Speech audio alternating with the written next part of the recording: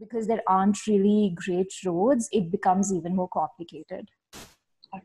Thank you so much. I'll come back to you, Ruchi, because I have like lots of questions. And also, I think those of us who work in cities, especially like I work in Delhi Library, and we have, I mean, our scenarios are so different and our challenges. Yeah. I'd like to bring in Rituparno now into our discussion. Welcome. I'm so glad you're here. Now, Rituparno is with the IANG Trust. I hope I'm pronouncing that correctly. And the IANG Trust works in Assam, and currently they are running the IANG Community Library. I had another presentation which I had prepared, but I'm I'm afraid it's not going to work. I really apologize. So I will instead ask Rituparno to talk a little bit about the work IANG Trust does in general in Assam, in that area. And then, of course, to talk to us about how the community library started. And I think why were, you know, a lot of people are driven to maybe start a school, you know, but libraries, fewer organizations put so much energy and passion into building libraries. So why a library for that particular area? Yes, thank you, Purnima, for having us, the IANG Trust, and I'm really happy to present our work here. And Ruchi, you were with us for a while, and I can see Adit. Adit, are you our Adit? Yes. Yes, it's the same Adit. Yes, I am your Adit. I'm so happy to see you here, you know. Okay, so after a long time, then we are seeing each other. Do we talk to start? Yeah. So then, Purnima, my work will be very less now because the starting days, Adit and Ruchi can share about our community library. Definitely, I will talk about our trust to work because, as I shared with you, I was there for a summer camp with IANG Trust, and then I left Majuli, Ruchi came, and all these beautiful people, they worked hard to build our community library. And once they set up everything, and I went and I grabbed the opportunity to work. So maybe you can tell us a little bit about that region so that we understand, what that region is about. What is the community like? What are the members like? Yes, definitely. So Adit, if I will let something, then you can add, okay? So Yes, Majuli definitely. is yeah. So Majuli is a river island.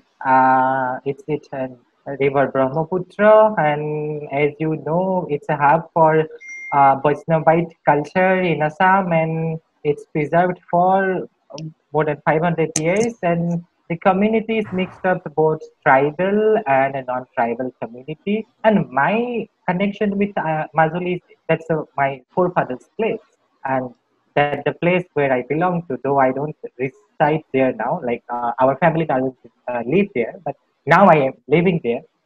So, and Majuli is a very beautiful place, though it has lots of problems like flood and soil erosion. So, flood, you can say, like with Ras Leela, the annual festival of Majuli, the flood is also kind of annual festival in our island. So, people are really resilient and they know how to cope up with this flood, but the only problem with the people is the soil erosion. क्योंकि खेत से ही तो पेट भरते हैं तो खेत चले जाएंगे तो क्या रहेगा. So that's why lots of internet displacement happens, and that's this geographical challenge also, you know, have impact in the whole scenario of education. Like for example, we have the Hummingbird School, and what happened? We declare summer vacation in the month of July. Then the 1st August will be your school reopen day. Then all of a sudden you have to give short notice to everyone that, oh, no, flood came to the school and everywhere there is water. So school will be closed for again 10 days. Then again maybe you will try to reopen. Then again you have to reschedule it. So and it's the same case for most of the schools. Like there are some government schools where in the time of winter you can go very easily. You can take your scooty, you can take your bike, and you can go easily. But during the summertime, the rainy season, it will be like you have to cross two streams. So once there was road, then during for 4 or 6 months there will be a river, or and then you have to cross the a stream through a boat. So this kind of situation is there. And basically, people speak as a mixed language, and then the missing is the the other language in that island. So these two are the language which people speak, and it has a very diverse culture. Like it has Vaishnavite culture, which evolved in Assam during the Bhakti movement. So the place is kind of spiritual place which practice all these new Vaishnavite culture, rituals, dance, drama, everything. And then there is the other one, the tribal culture, which is the missing community. So please don't confuse this MISSING. It's MISING, missing community. So, and this is one of the largest tribal group in Assam. In Majuli, you will see beautiful hand woven cloths, and it's most of the things is by this missing community only. They make such beautiful clothes. So this is little bit of background about the region and where we are working. And our journey started with our school, the Hummingbird School. The foundation stone happened in 2016 October, and then we started our academic year in 2017 January. And then finally, Ayang Trust happened in the November 2017. Then, and we started working. There were so many people who came together. Bipin came from Maharashtra, Dharamjit came from Bihar, Aspati came from Kerala, Vatan, he came from Rajasthan. Then our lovely Adit, he came from Chennai. And then so but Ruchi came, and lots of people like Ruchi who came for short period of time, and then we started evolving the idea how we Ayang Trust can work. So then we decided to work because we had this school.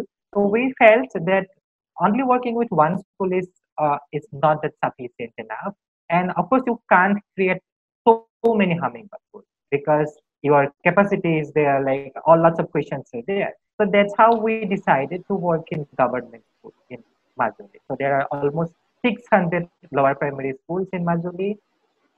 And then that's how our education program got its shape today. And then that's how this community library idea also came, and I will go for that. And then we started working on livelihood also, because we were so engaged with the community, the local community. We felt that if we will skip this livelihood part, then of course we will not be able to go for a holistic approach. So that's how livelihood part also came. And then there was this component of healthcare. So in healthcare, we are not being able to do a lot of intervention, but we have a project on mental health. It's a community run project.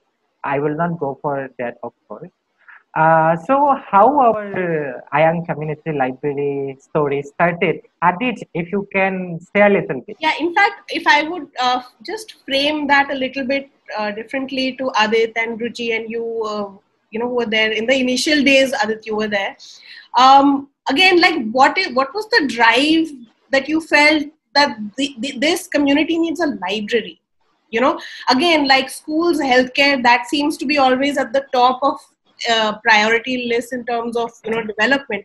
But why libraries, and why a community library in particular? Okay, hi. Yeah, like Rituparna mentioned, it all started with a school, the Hummingbird School, and in 2017, around November, when we were forming Ayang Trust, that was when we decided that there's not going to be more schools, but a different approach to working with different schools and different communities from the mainland as well, because the Hummingbird School is isolated from the rest of the Majuli. It's like in a corner of Majuli towards the Lakhimpur border. So we wanted to come out. We wanted to have a dialogue with the government as to how we can work with each other and how things could work out between the government there and our organization. So that's when initially it was just a space that we had. So there was no particular idea as to what was going to happen with that space. The space was supposed to be an office, which had like a huge hallway and 2 rooms. And it was under construction. So it was like a movie scene set where there were just like bricks here and there and just 2 rooms and nothing else. And so we decided that even at the Hummingbird School, we had a lot of books. And we decided it would be an interesting way to have a library set up there so that there is a lot of engagement with children to start off with, so that we could have dialogue with the government district administration to take things forward. The plan was already to work on library projects and reading projects with the government schools. And it started off as, okay, we decided that, okay, there's going to be a library in this hall. It seems like a spacious area to have a library, and it is in the center of the island, so a lot of children can come and engage with this space. So yeah, but none of us had a lot of expertise in the area of building libraries or running such a space. Other than Dharamjit was a person who went outside and went and did the bookworm course in Goa, and he had a little bit of experience as to what is going to happen in that space. And then Dharamjit bought Ruchi here from Ruchi at that time was in Delhi. So Delhi, were you in Delhi, Ruchi? Yes, in Gurgaon. Yeah, Ruchi was in Delhi, and Ruchi had come down. And this was an empty space. It's like I have something to add here. So, Yes, please. these guys took me to this space, and it's this huge hall sort of a place, and there were no walls on 3 sides. There were like no walls on 3 sides, and these guys are like, oh yeah, so this is going to be our library. And I'm like, okay, great. And I have such wonderful memories of the place, because at night time, and there was hardly any electricity, no nothing, and I just remember just being in that space at night time and just looking out, and it was just beautiful because you could just see the sky with so many stars. So yeah, very special memories. In fact, I'm just trying to see if I can dig up one image. Okay, I can show you an image of the place. Shall I like share it? Yeah, please do. Yes, please. So this is what this space was. So literally this blue, like, can you guys see the picture? Yeah. So like you can see the 2 walls missing on the sides, and this blue space was like my corner, which I claimed, and I wouldn't let anyone hear because this was the best corner in the entire space. And then I'll just quickly share one picture of what it became. Can you guys see this?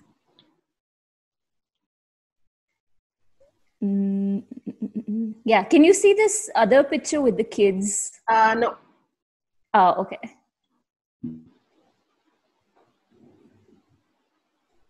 Oh, I'll try again. Yeah, can you see it now? Yeah. Yeah. So then this is from one of like the first sessions after we finished. Yeah, so I'm just gonna stop here. They are from one of the nearby Dawar Primary School called Tribonta Sagar LP School. So they are still regular. They are? Oh, that's wonderful. That's so nice to hear. They are frequent visitors in our library. They have library cards, and because we are continuing our mobile library program in their school as well. Right. So, yeah.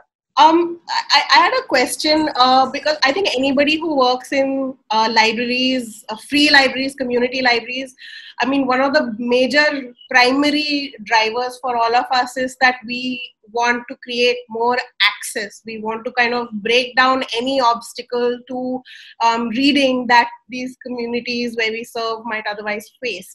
Now, I have a certain understanding of what lack of access means in a big city like Delhi, which means that, especially now that the lockdown has happened, it means that now suddenly all of our members just have no access to, from having like a daily access to library, now they have zero access to library. Having no net connectivity means that unlike their peers who go to more elite schools and who have everyday like Zoom classroom sessions, they don't have any of that. Now, as I said in the beginning of this talk, these issues of access you have been grappling with long before COVID-19 was a thing. So can you just tell us what that means? Like, what were the challenges of access that you went in and were confronted with and then were sort of determined to overcome? There's a geography, of course, yes, but what else? Ruchi, if you could start. Yeah, sure. So, we still are facing a huge challenge because the region that we work in, like you said, internet access is a challenge even in the cities, but in Spiti, there's literally like 2 locations out of the 60 locations that we work in where there is absolutely no internet connection. Now, to add to that, I think about 80% of these places don't even have any kind of mobile connectivity. So for us, like if I wanted to check on a particular school, the only option that I have is to actually make a visit to the schools and check what's going on. So that has definitely been a challenge for us, for a while now. Like if I had to put it up front, to be honest, I still haven't found like a very good solution to it. But we're trying to work with the teachers in some of these areas and trying to figure out if there's a way to keep in touch with the teachers. So our main point of access is actually the district administration. So we have received a lot of support from the SDM of the area. And hence, so it has been slightly better for us. So if we need updates on what's going on, or even at this point in time, because for us, the time to be in Spiti is actually starting May, June. Which under current situation is kind of like, a little bit uncertain. So for us, it's easy to work with the district administration, and they would reach out to teachers and then kind of come back to us saying that, okay, you know what, the schools are opening on these dates. This is what the calendar looks like. So you guys can plan your intervention. So for us, the primary contact has been the district administration office. But it's really hard. But like for us, the model is also slightly different.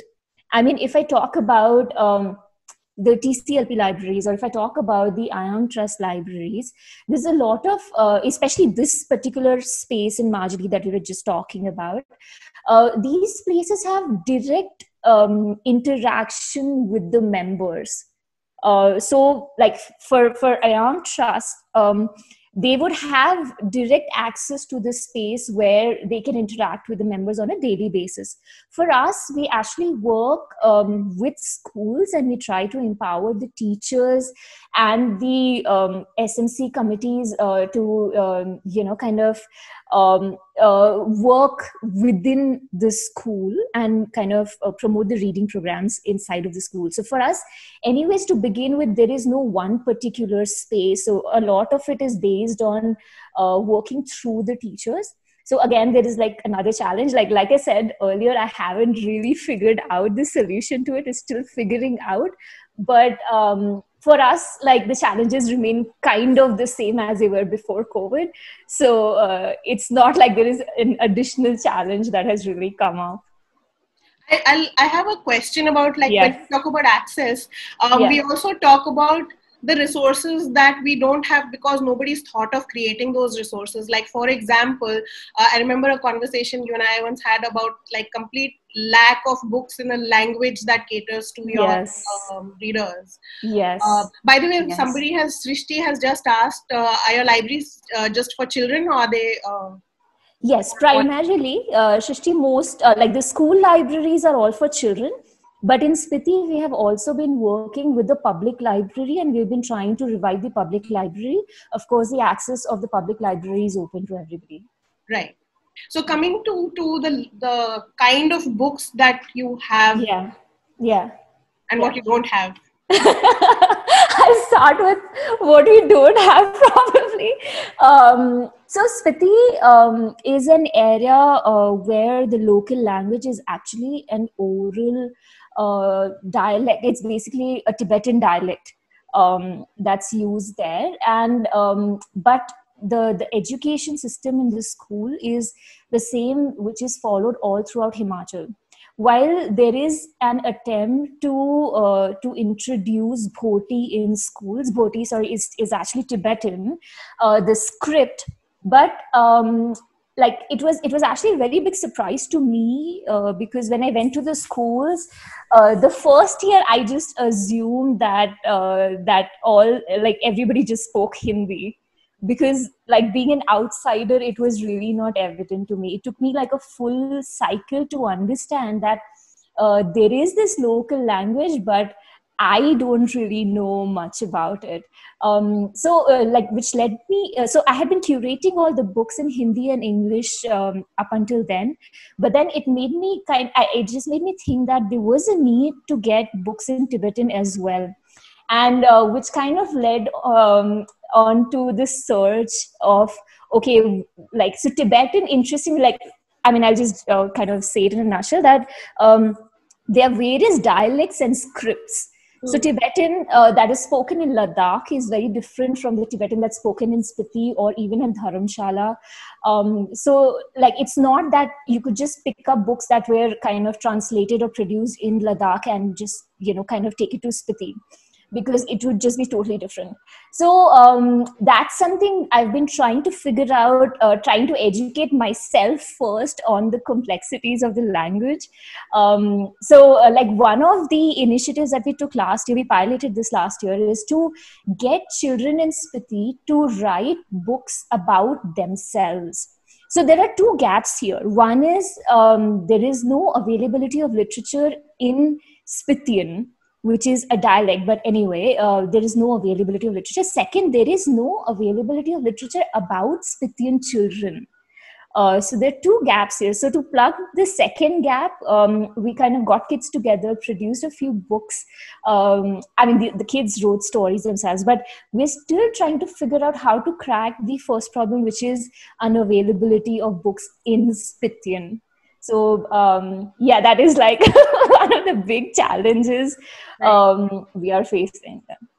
So if I could take that question right across the country to Assam. Yeah, so coming to access, and what are the issues of access that you are taking on head on in the Ayang Community Library? Rituparna. Yeah. So when we first started, that time, of course, we had access to English books because we had contact with publishers, and again for Hindi also we had. But our library really struggled for quality Assamese book. And then again to curate also, when Ruchi, Adi, Dharamjit, they all of them work together because their background is not Assamese. So they don't know the language. So it was a problem for the team members. So, and that time I was not there when they were doing the initial work. So once I stepped into, then I started interacting with the children. When I get into everything, then I saw, okay, oh my God, there is no Assamese book. As much you should have, there is no. So then whatever contact I had, so I started contacting the publishers and all. So that time what I saw, and it was really surprising for me, in the market only there is not much Assamese books. So, and that is a very big problem for everyone. So, I will give an example. Even for library in schools also, the district administration, Sarva Shiksha Abhijan, all of them have this scheme that every year they will give books to their own school. What they do, it's not a curated list. They will buy whatever they are getting from National Book Trust, and they will just send it to the lower primary schools. Like, what is the use of a book on nanotechnology for the children in a lower primary school in Majuli? Just tell me. Once I was going through all the books in the schools where we worked, then it was really surprising for me. All these topics were tough. It is not for in the context. It's just they got the translated version in Assamese language, and because it's not that costly, because it's NBT, they just bought and they just delivered. So, and that's how we started thinking of working proactively with the government schools, and that's how we started facing the challenge. Like, we designed a reading program for government school where we will go and we will do read aloud sessions and storytelling sessions and all the other activities. So for the first, they were reluctant to give permission. There were few headmasters who gave permission, and we started with 3 schools. Now we are working with total 27 schools. Then we of course started licensing with the government department, because the initial problem was with our team, that acceptance, because nobody was from Majuli. Though my roots was from Majuli, but still I was an outsider for the people, because I am from Jorhat and the other team members, they are from different states. So that was little bit different, and we see in different perspective, of course, because whenever you go and you try to liaison with a government officer, you know, all these factors work, like from where you come and how they are seeing one person and all. So these kind of challenge we face. And with government school teacher, what we face, oh, you go and bring permission from the DC deputy commissioner, then only we will allow you to do so. And again we had problem in the district administration level as well, because they were not cooperative with us. So this was our challenge, but again, organically we try to, you know, go forward, uh, and then I try to be the social butterfly with everyone, with the community, with the government officials, with, you know, retired school principal, everyone, whoever can be the stakeholders in that island. So I try to be that one, like a samadhi tikli, going here and there, and, you know, say hi, bye, everything. So then the relationship improved. But then again, when we started entering to the school, then the attitude problem was there. Like, if we are allotting 1 hour per week or 2 hours per week to IANG Trust for running their reading program, it means हमारे लिए छुट्टी है, मतलब for the teachers, you know. So what our motive is, you also be part of this session, because tomorrow you have to take it forward. That's how we were thinking about the sustainability point of view, because the IANG Trust is not going to run a mobile library program in a government school forever, because we have a period of time where we will try to strengthen their library, we will try to work in the aspect, then we will just try to hand over to the SFC and teachers. But then teachers will go outside, they will have chai, they will have, you know. So these problems are there, but of course with dialogue, when they see that something is happening, then they started taking faith on us. Like, I can give one example from one school. It's called Notun Kharjanpar School. Adit knows it very well. So what happened, whenever we used to go to the school,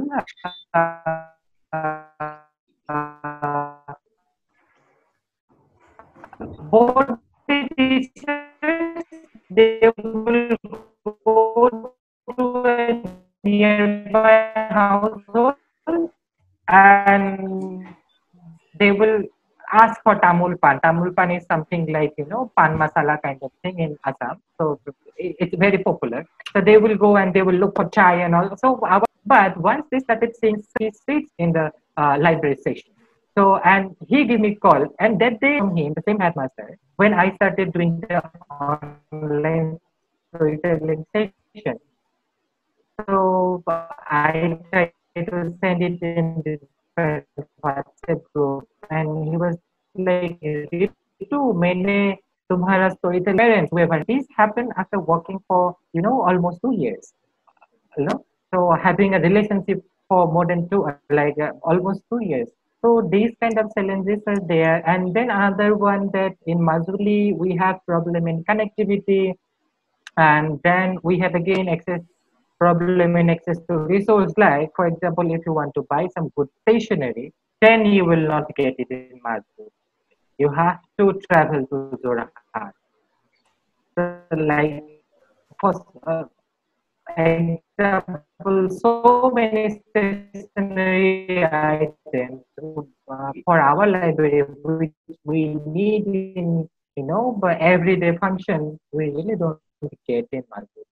So these kind of basic problems are there, but again, the spirit matters. So like, yes, there are not books. So what I started doing, I will just say it, like how I faced the challenge. So there were no picture. Okay, it's like maybe 70 years old book, which was really popular. Every generation read all these books and they grew up, and really special for the children. And that person, Lakshmanath Besbarua, he collected all the folktale from different villages during British India only, that time. So, and also there were some volunteers who applied in our library program because they have to do social internship. They were engineering students, and I was like, okay, ये तो engineering का बच्चा है, तो they will know how to draw, तो इसको ले लेते हैं. So I said yes to them when I talked to them. Do you know drawing? And also like, yes, we know drawing. Show some sample. They showed some sample to me, and I really liked it. I asked, "Do you know Assamese? Do you know how to write?" So show some sample.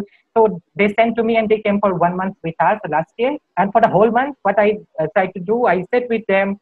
I brainstorm about the all these folk stories and how we can make it little bit picture book. Right. So, and in A4 size paper, they draw, they kept space where they can write in Assamese. And then in our lamination machine, I just laminated all the papers and just made a book. So now the younger children also, they can read. So, and these are the challenges we have. And then another thing is like access to resources. Like if you want to do some donation drive within the community also for old book, for whoever wants to donate, then of course there will be problem to get donated book. Because sometimes what happens, we get books from outside Assam and all of the in English, and it's a high volume book. So, and these are not for children. So, and that kind of books are there in our library, which we are keeping separately. So, yeah, these kind of challenges are there. Then connectivity is there whenever we try to go to schools. Sometimes because of flood, we have to close down the program for a while. Like for example, last year, we did our summer camp in our library very smoothly because library at administration headquarters. But then we thought, why we were doing this summer camp here in the central location, why we can't our summer camp to some interior village? So we licensed with the CRCC, Raster Resource Center Coordinator for Government School. And then we decided we will have a summer camp in one class. So we were ready. We were ready with everything, our plan, our stationery, everything. We went and set up the venue also. But then I contacted Adit also, if you can part of that, because that time you were living Masuli and you said ha. But when we tried to do I think your connection, I can't hear you when you're suddenly in one Rituparna can't hear you very well. I can't hear. Yeah. Purnima, can we turn off the video? Yeah. Anybody who has their videos on, please. Rituparna, even you can turn off your video, I think. Oh no, he's lost. He's vanished. Oh dear. Hi, Rituparna, are you here? Okay, we'll wait for him to come back. Yeah. But there were things he was saying which sort of led me into, I think, which from my side would be the last question, and then if anybody else has questions, we can open that up. Is that for those of us who have gone into communities that did not have libraries before, and you, Ruchi, and definitely Ayang did that, there's something very beautiful that happens between the library and the community, and there's an evolution that happens where both sort of impact each other. The library sort of evolves to embrace the community, and the community also grows in a certain way because now it has this library in its midst. So I know that we have had that experience at the community library project in ways that we could never have imagined when we first started the library. So if I were to ask you, Ruchi, in your work in Spiti, can you speak a little bit about how both the libraries and the community have sort of evolved because of this new thing that is happening? Right. Oh, wow. I'm just going to start with whatever comes into my head.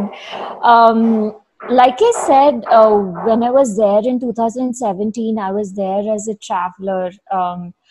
I didn't really have a very clear understanding of what is it that the community really needs, right? And I think especially for us who are not a part of the community, the big challenge is to figure out, are we really addressing community needs, or are we as outsiders kind of going into the community trying to do our own thing, you know?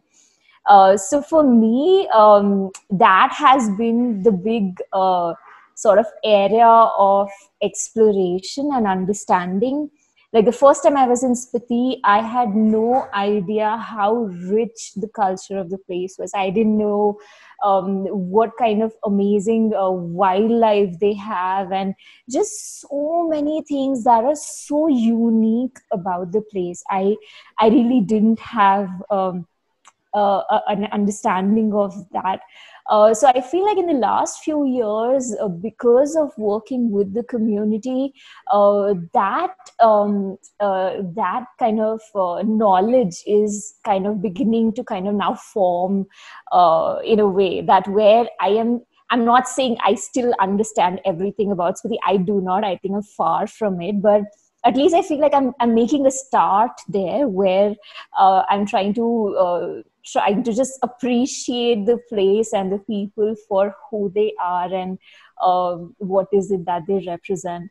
On the other side, in terms of what shifts I have seen among children or among even the teachers with an intervention like this, like a couple of things that come to my mind right now is that I was in fact speaking to somebody earlier in the day, and I was just telling them that there have been times where because I didn't mean to reach out to so many schools at one go, because I mean there's so much logistics involved and there's so many resources you require.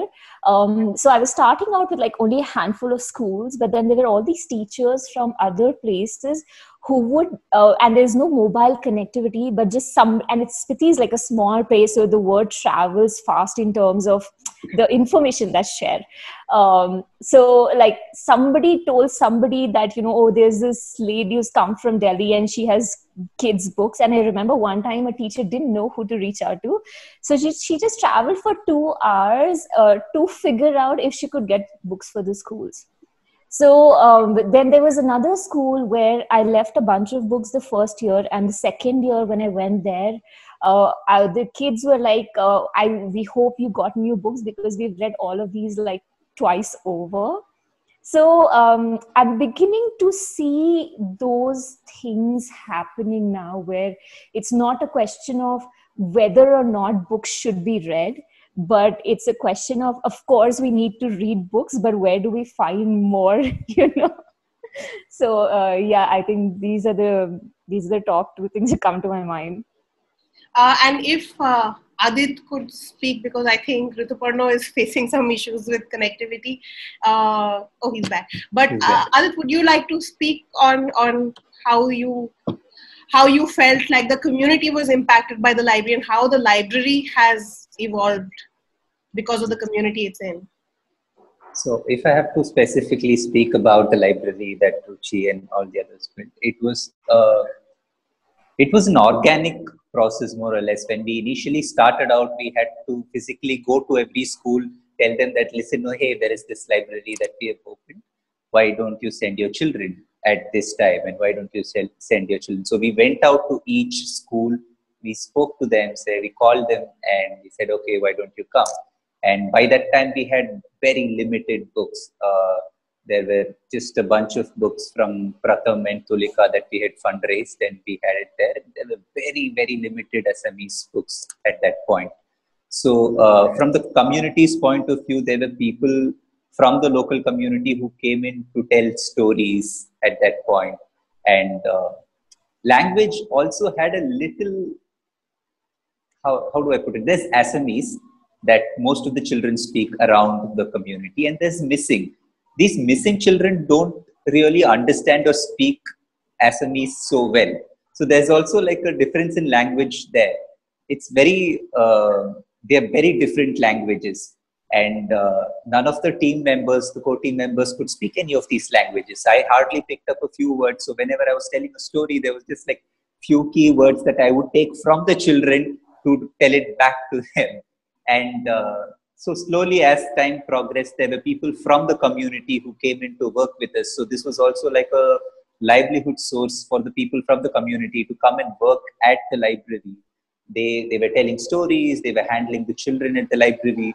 So once the children slowly started coming in and the bunch of schools started coming in, that's when Rituparna took over, and he could bring in a lot of the local language books and the flavor of the place, the area into the library. And yeah, I think he can take over from here. He can tell us more about what happened further.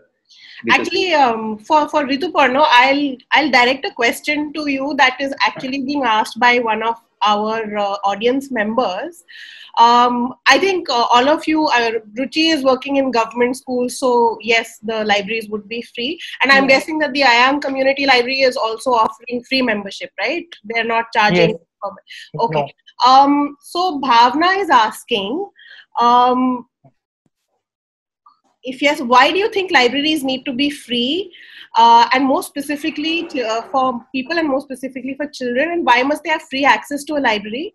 And here's what I find interesting. What are the ways in which your libraries are being used to intervene in the community? I mean, like, again, it's similar to what I had asked about this relationship between the library and the community. So Rituparno, if you would like to address this idea of having a free library, why do you think it has to be free, you know, and what does that how does that impact the community? Yeah, okay.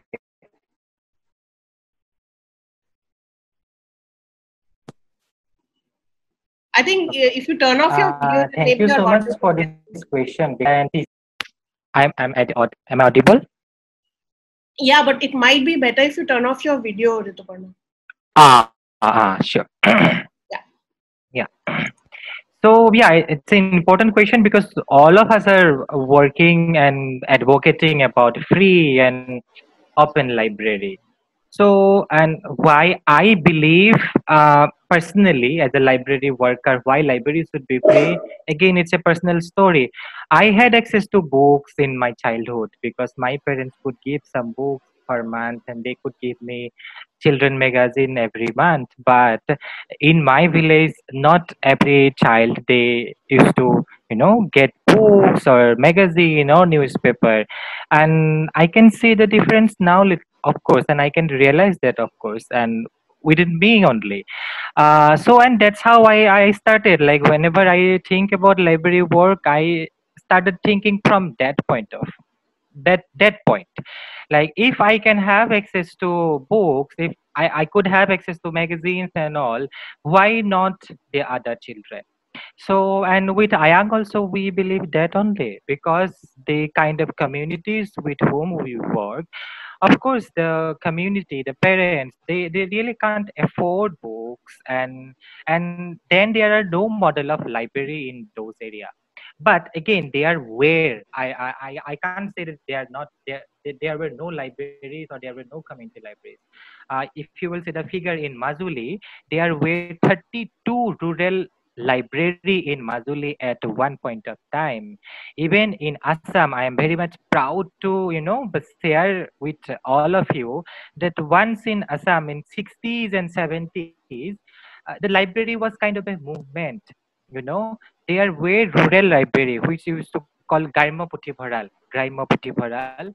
So in most of the villages, you will find government was, they were supplying books to the library and all, but then in 80s and 90s, due to political unrest and then difference in society, changes in dynamics, economics, and sociological things, everything, all these things has impact in rural library, and all this rural library, it started closing down. Now in Majuli, there are at least 10 to 12 out of 32 rural libraries. And who, whichever these 10 to 12 libraries are existing, they are not functioning properly the way it should be. Maybe there are some books which they got once upon a time from the government, so it's not. So and then if you will talk about the district library which is there, so it's also not functioning. The environment is so gloomy, you will not feel like sitting and reading. Then the staff member, they are not cooperating. Even Aditya also said that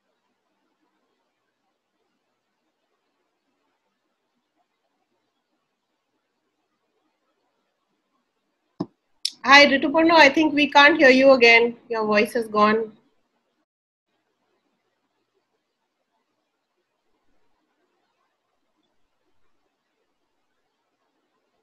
Oh no. It's hello. for reading, then was I not audible? No, we missed like about 10 to 20 seconds of what you just said. Okay, now I also don't know. That's okay. Continue from where you were. Hello.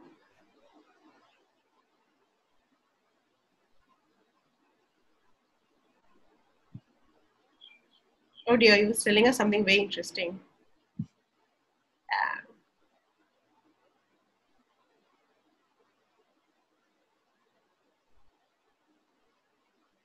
I think something that he was saying, it made me think of what was happening in Delhi.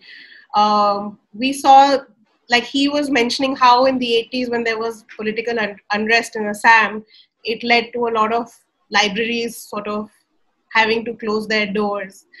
And what we saw recently in Delhi, I can speak for Delhi, is that during the time of great upheaval and uprising, in a sense, political uprising, we saw the growth of libraries as part of these protests, and which sort of leads us to understand libraries not just as these very cute sort of spaces, feel-good spaces for adults to feel like, oh, look, children are reading these sweet little books. But actually, libraries can be these extremely powerful places for the collective to come together, to engage over ideas. And I was just like curious, about, I know that you're working, Ruchi, you're working with like really young kids, but is that part of your thinking at all as a library person in general, you know, when you set out to create libraries? And also, I think I would ask that question of Adit as well, you know. So Ruchi, if you'd like to. Sure, sure. Yes, absolutely, Purnima. It's very critical. I don't like it's a very critical input when we are kind of deciding what kind of books do we want to introduce into our libraries. While it's not about, okay, you know, this is the kind of book that a child should read or can get to read. It's not about that, but also just ensuring that there is a balance in terms of the different kind of narratives that we are presenting to the child as option. So at the same time, it's also not about being prescriptive that, hey, like, you know, this I think is a better book and hence you should read this. But just like, you know, as a child, like, I mean, like, one of my favorite things to say is that when I was growing up, I read a lot of fairy tales, right? But does that mean that this is the only thing that I want a child to have access to, right? So a lot of thought actually goes into the curation of the collection of the books. So what we do is that we try, and a lot of Indian publishers doing fabulous job. I mean, like, you know, the kind of brilliant books that are available these days, which I didn't have access to when I was growing up, right? So we try and do a lot of research before we decide to procure even one book for the libraries in Spiti. But once the procurement is done, because we're catering to like 60 libraries right now, we will bring all the bigger collection at one place, and we let the libraries pick and choose what they want to have in their schools. So yes, by default, because we're doing so much of research and we're trying to have sort of a balance in terms of the different themes and ideas that are presented in these books, but at the end of the day, the teachers and the children who have access to these books decide, okay, these are the kind of books that we want to read. Right. And Adit, do you have anything to add? Yeah. So I want to combine two things actually. One is about the free library.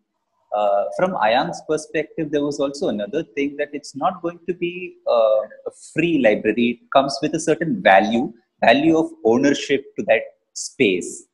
And the children take ownership of that space. They maintain their books, or they take care of their books when they take it home, bring it back, or whatever.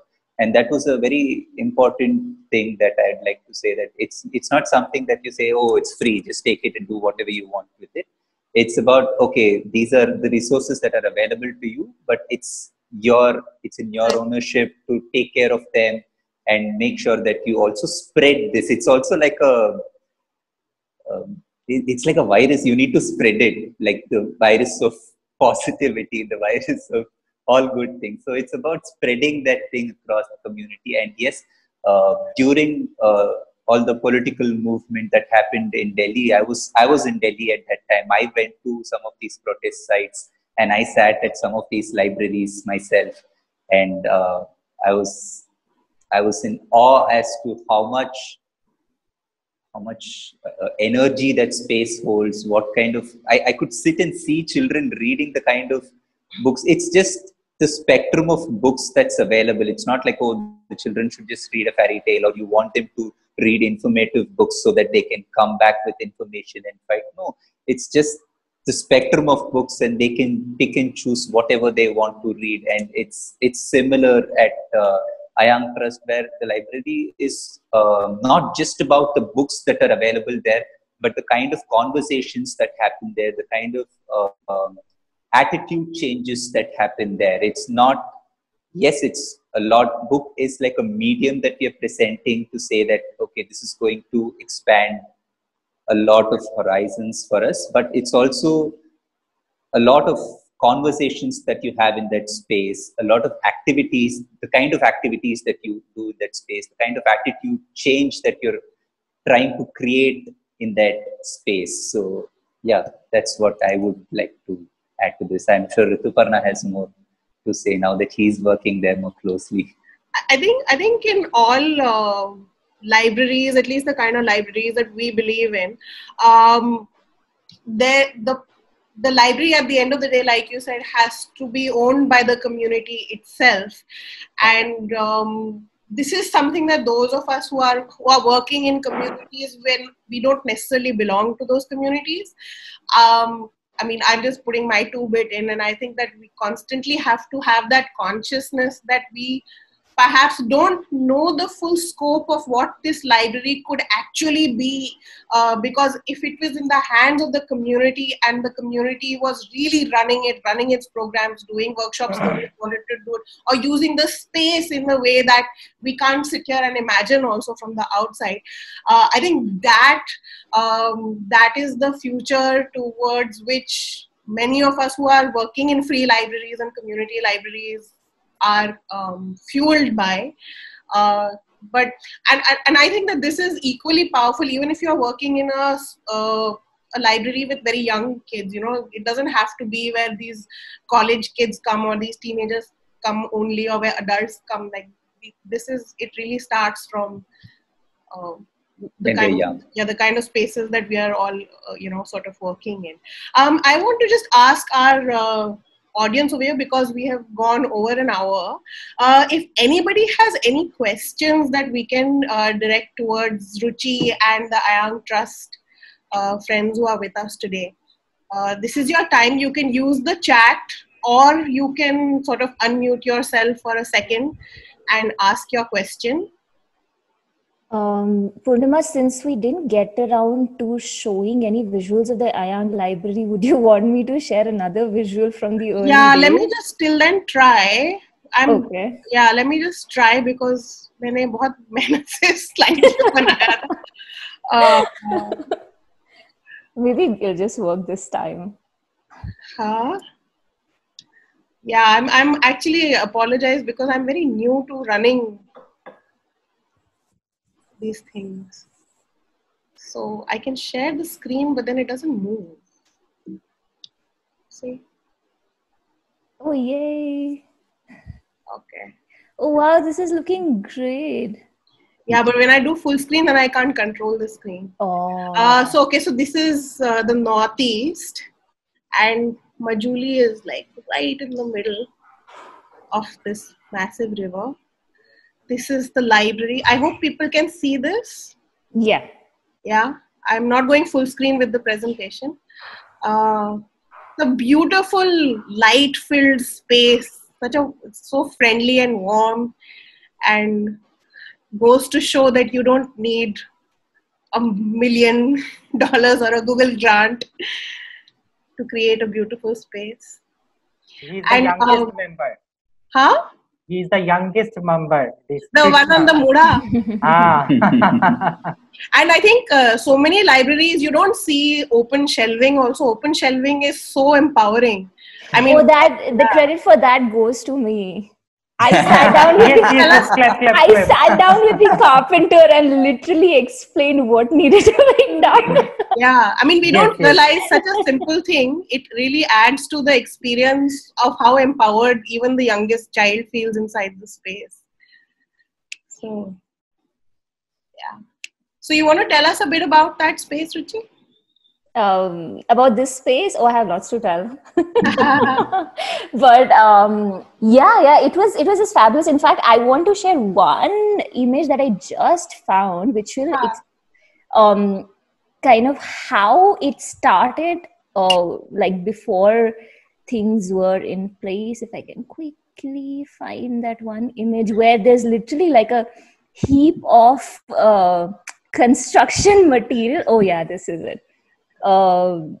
Before, like, it started looking like this. Okay, so I'm gonna try. Yeah, this is one of the first few images. I don't know if you guys can see it. So that's Adit on the left. And this is the space which was kind of home to like half a dozen of us for good 20 days. Is it, Adit? Was it 20 days? Yeah. So, so this is exactly where we started. It was also a very interesting experience because this also meant that you had a lot of say in terms of how the space was going to be used. Right. Because there was no restrictions that, okay, this is the cabinet, or, we literally could decide where we wanted the walls and where we didn't want the walls. And plus the team was extremely open to ideas. So I had just taken the LEC, the Bookworm LEC course, and I was meeting all of these guys for the first time, but they were very open in terms of, okay, you think that we should do shelving this way, this is great, like, so how you visualizing it? And also, like, brainstorming, sitting with the carpenter who didn't understand Hindi and I didn't understand Assamese, and trying to make it all work. I think there were two things which stayed with me about the experience. One, the kind of environment in which all of these guys at IANG work. Just the extreme lack of resources and the really, really difficult environment in which they work. And the second is just how passionate all of these guys were and are still about this library space. There were days when all of us would literally be like, sitting in a conversation saying, no, this is not how this will be, and this is how this is going to be. And I feel like this is the kind of passion you really need when you're setting up a library space, keeping the members at the center of all your decisions, and deciding things. So it was really a labor of love, I think.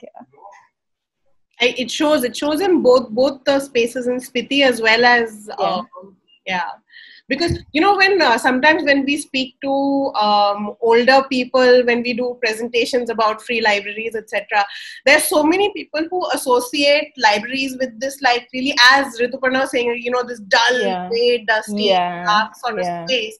And that is sort of why the library movement has sort of really come to a stop in most parts of this country, because our libraries are not places where you can just be free, and they're definitely not welcoming to all. The really beautiful libraries are usually reserved only for a very small section of society. The kind of places that have been built in Assam and in Spiti are really don't subscribe to that limited notion, and it's really about creating a beautiful space for thinking and reading, for everybody. I think Rituparna wanted to share another image. Rituparna, you are the co-host, so you can share share your screen. So I will share 2 minutes just video with picture only, nothing else. Right. And I will say what is all these and some of the picture from our library, and some of the picture from our work in government schools and some lower income schools. Yes. Oh, this is Rakesh. He's our storyteller. Okay, that's the thing which we did from the folk story. This is one display, because display is one. Oh, this mother, I want to talk about her. Yeah. Can I talk, Purnima, about this mother? Yes, please do. Yeah.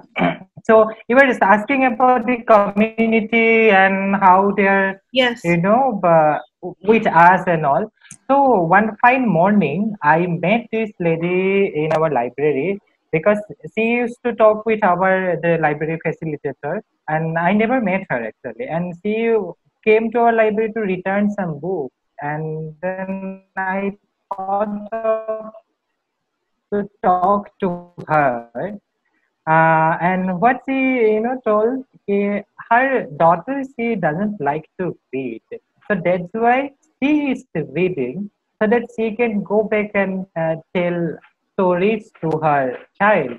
And that day I really felt what one open and free library can do. Thank you so much, IANG Library, that I can see so many storybooks which I never got. So that's why I really don't want my daughter to miss this book, but make karo, she doesn't read. So that's why I am reading when I cook, because she used to stay with me. I tell all these stories. So I'm keeping this picture in my gallery as well. Wow. So she's from nearby village. So she is a regular reader. She one adult reader who reads children's book in our library. Yeah. So yeah, this picture you have seen. Oh, this is our science corner. We have some science books. So some children they really don't like to read and all, so they make things. So we have a maker corner also. So there are some not so many things which they make here, but yeah, there are so many things. Like there are some children they really don't like to read, so they come and just make things, and they really like to do, and that's how they read also. So they don't know if they are reading, but they read while making things. That's amazing. So this initiative this year we started in collaboration with Annesha. Annesha is a local publisher based in Guwahati, and they are doing really fantastic work about community book fair for a long time in Assam. Even and I am one of the what you can say beneficiary from that their program, because they used to come to my school every year, and I could buy books in my school. So in every year during March or February, they used to come to my school for 3 or 4 days. So and they travel to the most of the part of Assam and even some part of Northeast India as well. So I invited them. They agreed to come. They came to our library. We hosted one community book fair, and it was a success actually. And everyone liked, and the community were saying, "Oh, next year also you have to come." So yeah, this was from our Onnesha Granthamela. So yeah, This was where? this was in our library only. Okay. This book fair also we hosted in our library only. This is one of the artwork from one children. Yeah, this is. They have really good sense of color in with our children in that island. They really can really do good work in color. So that's why I thought of to put it. Oh yeah, another part in our library is it's not just about reading. It's about the cultural element as well, and we really do emphasize on singing, dancing, doing drama, everything. So this group of children, they were taught by our library facilitator Rakesh, and he's a very good dancer, and that's really good to for us to have a library worker who is good in dancing also, and he's a very good storyteller. So he used to teach children, and then they performed in the Republic Day function in the district administration. These children, yeah. So okay, this is from their learning session. This is for our summer camp. Oh, So the group picture. So many children, happy faces. So that time parents also came and joined with us, and that was really good to see. When we hosted summer camp, and we got participation from the parents. So they used to come in the morning. They will drop their children. In between, also some mothers will come and they will sit in the session. And one mother, when we were consolidating our summer camp, she wanted to perform, and she performed, and she cried as well, because she was like, after 20 years I'm singing in front of people. So yeah, this is what one library can do. So yeah. many things, not just reading. Okay, this picture you have seen. This is from our music session, because we have, this is from our read aloud. Yobeka, she is facilitator for LEC Hindi. She is a renowned face in library work. So she came to Majuli for Ras Leela and some other work in Majuli. There was another community library. I grabbed her and I told her, "No, Yobika, you have to come and tell a story in our library." Lovely. So she came, and these children is from our school, Hummingbird School. So this I really do. Whenever I meet people, I just try to hold them, do something for our life. And this is our wall magazine. So it's not technically a wall magazine, because it's not stick to the wall. It's in a plywood stand. So this we do annually. It's called Kuhipat, the new leaf which comes from a tree, it means. And all these write-ups by children, though the painting is with guidance from the adult, we had volunteers. they wrote, but they write up by children. So this is one. Uh,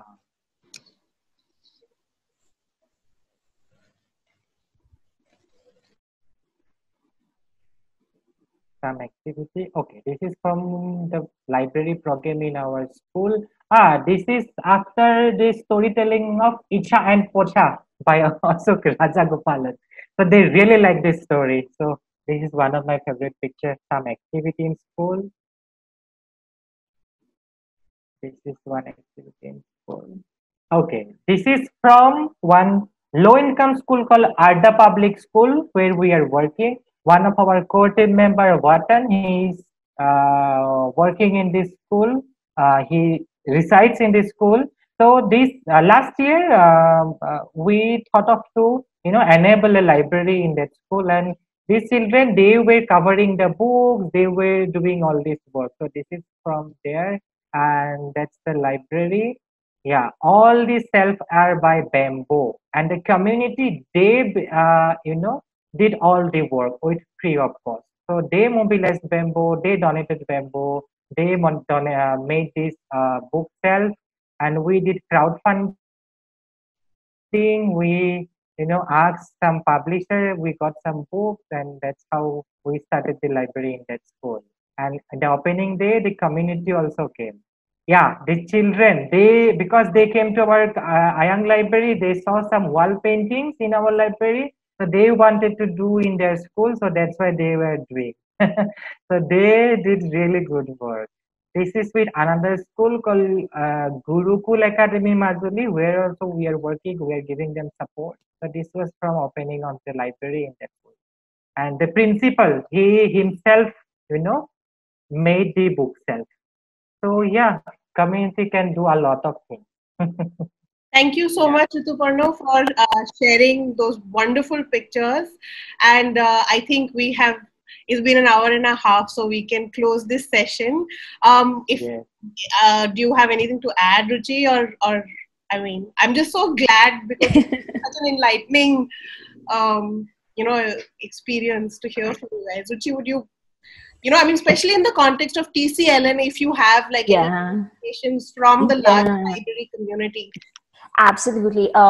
So, I mean, I think I have been among the biggest beneficiaries of TCLN even before it was conceptualized, I think, because when I started working in the free library space, even when the work at Ayang was happening or the current work in Spiti that is happening, like as somebody who is just starting out and doesn't really understand like everything that a library needs, or all of that, I keep telling people that how they say that it takes a village to raise a child. I think it's a little bit like that with libraries as well.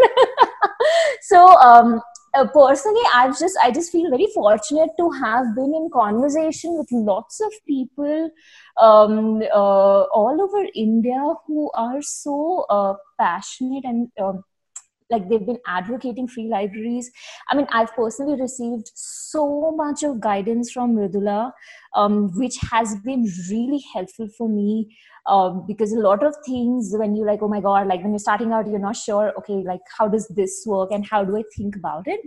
So in all of that context, I think it can be really powerful for all of us to come together as a network, which is what TCLN is, kind of setting out to do, and be able to share our experiences on a regular basis. I mean, like, I remember how much of a hassle it was getting those shelves built at Ayang.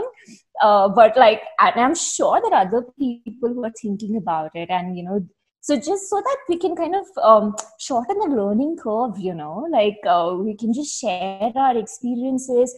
A lot of times, some of us have like, additional resources that we don't really use at our libraries to be able to share things like these. So I think if we can continue to do conversations like these, be able to learn from each other, I think it was just so amazing. So I like a big thank you for organizing this conversation. I had the series, I'm hoping. So, any parting? So I had, yeah. Any parting words from Ayang Trust? Please do share, especially in Yeah. context of all of us coming together. You know. Yes, yes.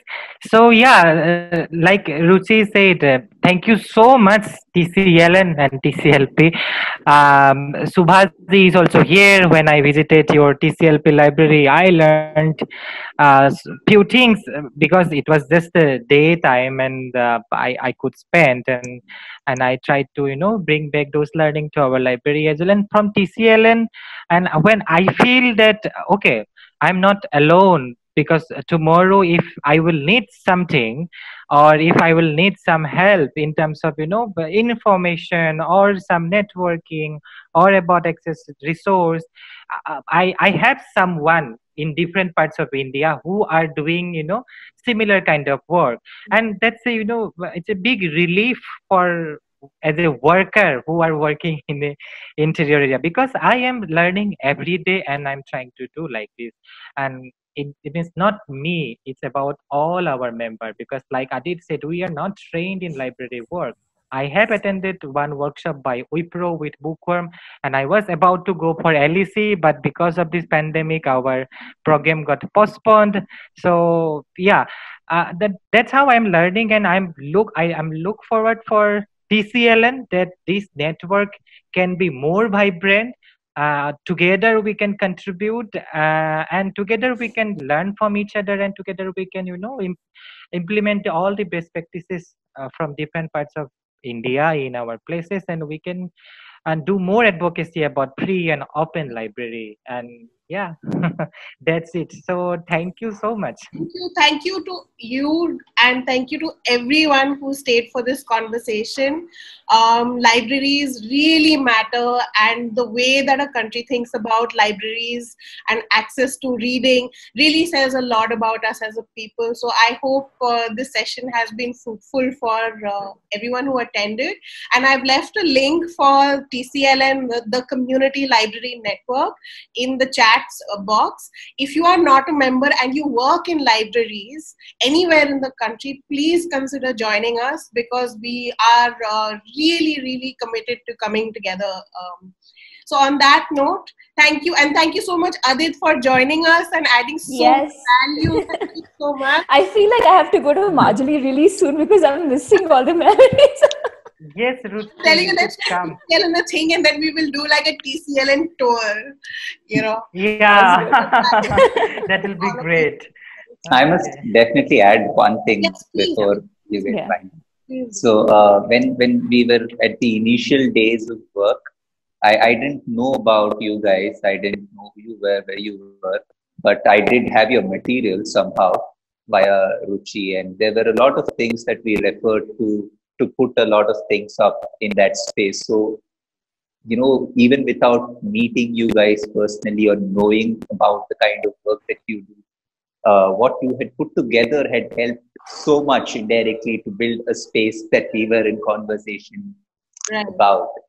And there are so many people who are working across the country doing some brilliant work. And I think this is like a trickle down effect where one person or the other somewhere connects to that bunch who's trying to create something. And I'd like to personally thank you all for building this network that has been so helpful for a community like this. I want to just reinforce that this network does not belong to any one organization. And so there is know-how that Ruchi has gathered from like years of experience, or you have gathered with years of experience that none of us have. I cannot even possibly imagine sitting in Delhi, the kind of know-how and resources that you now have. So I would turn to you if I were to set up a similar library. So definitely, I think all of us have skills and resources, no matter how small or how big we are. And TCLN really, the hope is for it to be a collective where everyone takes ownership and everyone posts, oh, there's this workshop happening, or I have expertise in running Koha, so I will offer a workshop to everybody. Somebody else somewhere sitting, in another part of the country will offer something else. That's the hope. And this has been the most encouraging first step in terms of our outreach. Thank you so very much from the bottom of my heart, and I hope to see you again soon. And Rituparna's video is back. Yay! Bye guys. Bye. Thank you. Bye. Thanks, guys. Bye. Bye. Bye.